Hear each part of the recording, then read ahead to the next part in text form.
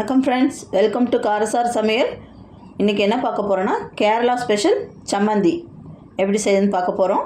அதுக்கு தேவையான பொருட்கள் என்னென்னு பார்க்கலாம்.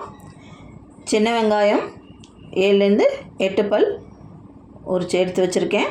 சின்ன துண்டு புளி, சின்ன துண்டு இஞ்சி, 2 கருவேப்பிலை கொத்து, 3 நார்மல் காஞ்ச மிளகாய், 3 காஷ்மீரி மிளகாய்.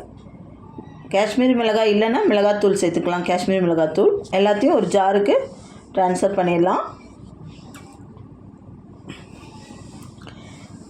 காஷ்மீரி சில்லி போடுறதுனால கலர்ஃபுல்லாகவும் இருக்கும். இப்போ கருவேப்பிலை இதோடு ஆட் பண்ணிக்கோங்க. தேவையான அளவு உப்பு சேர்த்துக்கலாம். இது எல்லாத்தையும் பல்ஸ் மோடில் அரைச்சிட்டு வந்துடலாம். அடுத்து துருவி வச்சுருக்க அரை மூடி தேங்காயை இதோடு ஆட் பண்ணிக்கலாம்.